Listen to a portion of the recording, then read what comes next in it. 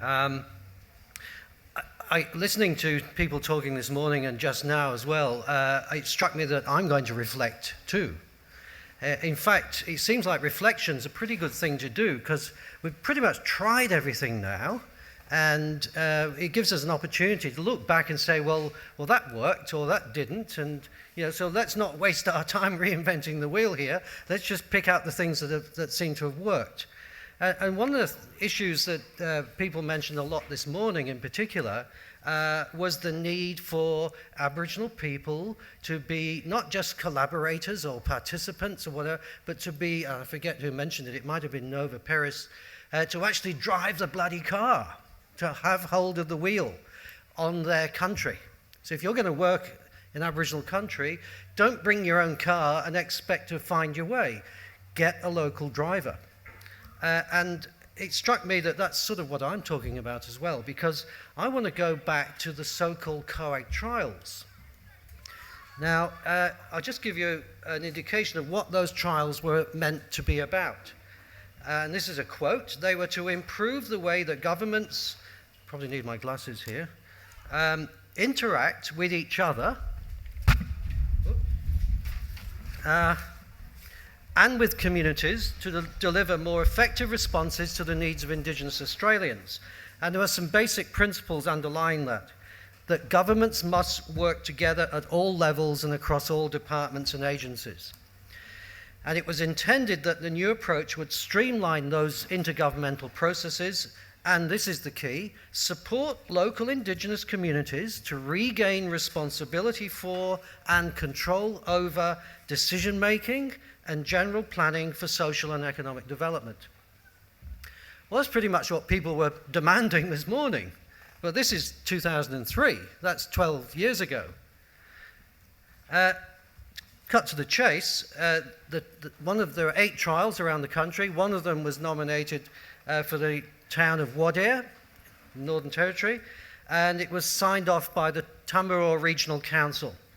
Now, people said Jack Arkit isn't here at the moment, but I can remember Jack Arkit standing up at Wadeye with all the representatives of the 20 clans of the Tamarua Regional Council and saying to them, with Amanda Vanstone on one side and Jack representing the Northern Territory government, saying to them, you're now the third government. This is a tripartite agreement between 3 governments of equal status, equal standing, the Commonwealth, the Territory, and the Tamarua Regional Council, government, local government. Well, that lasted about 3 years. Bill Gray is also here. He wrote the evaluation report of the Tamarua trial, and essentially he said it failed in its objectives, which I think is a fair comment. And the Tamarua Council was disbanded in 2007, never to return. However, I would say that in one area in particular, and I think this is a significant area for our discussions, the trial did actually do its job that it was intended to do. Something did work well to, quote, support local Indigenous communities to regain responsibility for and control over decision-making and general planning for social and economic development. And what they did well was in the construction of dedicated baseline data for those 20 clans. Never been done before. One thing that the trial highlighted was that Indigenous polities, such as those 20 clans of the Tamarua region, do not hold data about themselves. Governments do. And if governments do not make these data available in ways that Indigenous people find useful, then Indigenous peoples are in the dark as to their proper circumstances. The trial demonstrated that that need not be the case. And in fact, once they realized it, the Tamarua councillors in the trial environment demanded access to detailed information about their people for decision-making about development needs and options, and this became a primary concern of the trial team itself. So from the outset, the Wadeye trial produced 2 sets of baseline data. There was a question at the very first meeting of the 3 governments. The Commonwealth and the Territory members sat across or around the table with the Tamworth councillors and said, right, tell us what you want. And they all looked at each other and said, well, we thought you were going to tell us, because we don't know anything about our situation. We don't know what you spent here. We don't know who's employed. We don't know even how many people live here. So there was this agreement to establish the basic facts. And so the Wadeye community conducted a local census, not the ABS, but the community itself, found many more residents than officially recorded. They found excessive mortality and morbidity, grossly inadequate housing and school facilities, very low employment, low incomes, high welfare dependence, substandard physical infrastructure. Once armed with these basic facts, they then said, well, what's this costing us all?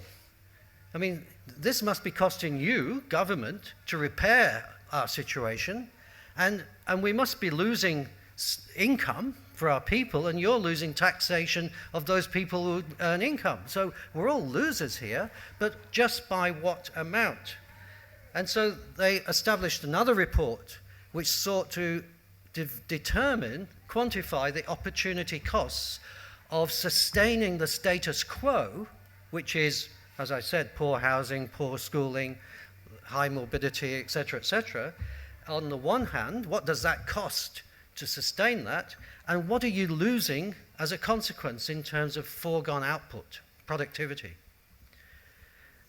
Well, the Canadians in their Royal Commission on Aboriginal people had done a similar exercise, and they determined that the Canadian government is spending an awful lot of money in excess of what it might otherwise do, i.e. compared to the Canadian average, because people are sick, unemployed, poorly housed, etc. Those are the remedial costs of Indigenous disadvantage. And because of those circumstances, they're losing a lot of foregone productivity. We expected a similar situation to be found at Wadeye, but to our surprise, we actually found that the Australian and Northern Territory governments were spending less on average at Wadeye on their residents compared to the Northern Territory average as a whole. And in particular, that was to be found in education. In fact, you may be familiar with a statistic that got picked up considerably to the tune that for every education dollar spent on the average Territorian child of school age, only 47 cents was spent on the average Wadeye child of school age. Armed with that sort of information, the opportunity cost of choosing to sustain the status quo as opposed to choosing an alternate means of expenditure, the fact that there was a loss in foregone productivity of $44 million a year, and the very surprising fact that governments were actually spending less on remedial costs in this community in need of high remediation, armed the traditional owners to take up a cause with the government's own information. I mean, you know, what a winner. We didn't make this up. You gave us this information because you opened the books for the first time ever. Actually, therein lies a bit of a lesson, because it hasn't happened since. As you may know, tens of millions of dollars has been spent at the Wadeye School. There have been massive infrastructure upgrades, and I'll go through some of that very, very quickly in a minute. Now, my point is, 10, 12 years on, if you tried to do the same thing today at Wadeye or anywhere else for that matter, you simply couldn't.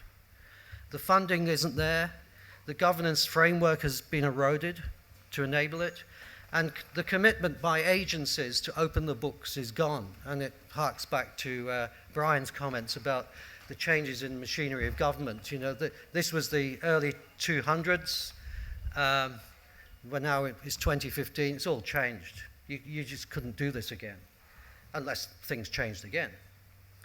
And so, in terms of those two baseline reports, we only have glimpses, statistical glimpses, into the past 10 years to say anything at all, really, about what's changed, despite massive government expenditure. And these glimpses come from random funding program dollars that enable one to make some basic inquiries. Simply put, there is now no systematic and dedicated approach to information gathering in a way that can support Indigenous communities to regain responsibility for and control over decision making. Just to give you a glimpse of what has changed, if we look at population, the population 12 years on is now 33% higher than it was back then, 2003. But we've got no accurate single-year data. We don't know what the school population is, school-age population. We've lost that capacity to know. There's a return of disputation over basic numbers. Some people say it's this, some people say it's that. The housing department, when I was in Wadeye 2 years ago, were running around saying there's only 1,500 people live in Wadeye. There's 2,700. And of course, you say, well, what about the census? Well, the census on its own estimation was a 16% undercount, and even that's an undercount. Housing has improved. The SciHIP program was very impactful. From a situation of 17 persons per dwelling in 2003, there are now 9 per dwelling. It's still too high, but clearly you can make a difference if you put the resources in, which is a bit of an answer to Alan Tudge's comments this morning about, well, you can increase the expenditure, but it doesn't make any difference. Well, it does. It can. Having said that, if we look at employment, the employment rate in Wadeye back in 2003 was 16%. 16% of working age population was employed. In 2013, it was 12%. I mean, not only is it incredibly low, it's actually gone backwards. Essentially, that's the impact of withdrawing CDP added to population growth. If we look at schooling, if we look at the percentage of kids attending more than 80% of the time, which is some sort of a benchmark, 12% in 2002, 22% in 2009, 30% in 2013. A bit like the housing, heading in the right direction, nowhere near enough, still a lot to do. If you look at criminal justice, if we look at one measure of this, which is number of recorded offences against the person, 47 in 2005, 205 in 2012. Offences against property, 113 in 25, 352 in 2012. And other offences like public order, traffic, 248 in 2005, 480 in 2012. All the recorded offences in Wadeye have doubled, tripled, quadrupled in that 10-year period. Now, whether that's because there's much more policing, much more reporting of offences, there certainly has been an effort in that regard, it may not represent a real rise in rates and numbers. But if that's the case, that means that back in 10 years ago, those things weren't being recorded. They were happening, but they weren't recorded. So we're back to the need for proper information. So I want to finish by reflecting on this in the context of the Empowered Communities, Empowered Peoples design report, which is recently being released, which says that effective delivery is the key to success for Indigenous empowerment. And an important part of ensuring this is for governments to, and this is a paraphrase using the old COAG words, to support local Indigenous communities to regain responsibility for and control over decision making and general planning. It's saying the same thing that we said 12 years ago. And it goes on to add that this requires appropriate and dedicated organizational arrangements and a dynamic and developmental monitoring and evaluation framework.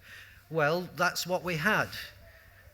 That was well established in those 2 baseline reports, but it only took 3 years and the whole exercise was wound up, and now we can't do that anymore. But we need to. And I see 2 needs for development type information. I see a need at the national level. the whole fiscal policy in Australia in the past decade or so, or almost 2 decades now, has been driven at a very macro level by 4 intergenerational reports that have been written by Treasury. There's only one of those mentioned Indigenous people once. It was Wayne Swan's first report, but literally mentioned. I think it said including Indigenous Australians or something like that. There's no analysis. There's the whole fiscal structure of the next 10, 20, 30 years that drives the economy, drives participation, drives need and policy discussion for Indigenous people is simply not there as an intergenerational report, and we need one. We need an Indigenous intergenerational report that would set the context. Alan Tudge this morning said, if you throw this at it or you throw that at it, we spent, and people rattle off these big numbers, this billion and that billion. There's absolutely no context for these numbers. There's no structured reasoning behind what constitutes a big number. Maybe we're spending too much, I don't know. Maybe we're spending too little.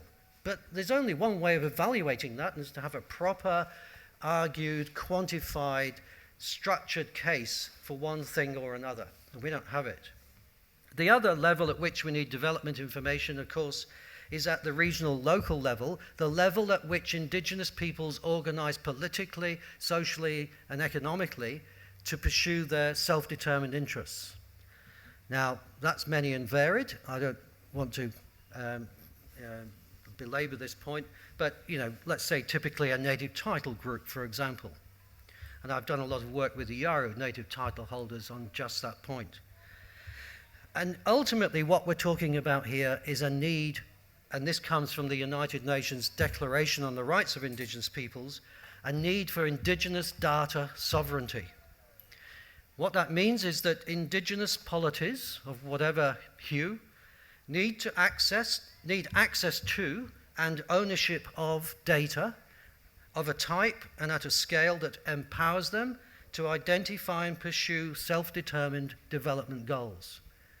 That's what the COAG trial was setting out to achieve, but we won't go into the reasons why it didn't achieve that, or at least it started to achieve it, but let it go. That's what we need to come back to, because since then, we have a further authority to go down that path, which is the United Nations Declaration. It's set out in there. Look through the articles, and you can see where the data sovereignty issues lie. But in the meantime, as we all sit here and talk, the clock's ticking, the opportunity costs of this supporting business as usual, of going backwards in the indicators, as you've seen at Wadea, for example, those remedial costs and the foregone output costs continue to expand in line with population growth. As we finish these meetings in the last 3 days, there's more kids of school age, there's more need for housing. It doesn't just stop there. That's why we need this structured policy environment to make sense of what we're actually trying to do. So thank you very much.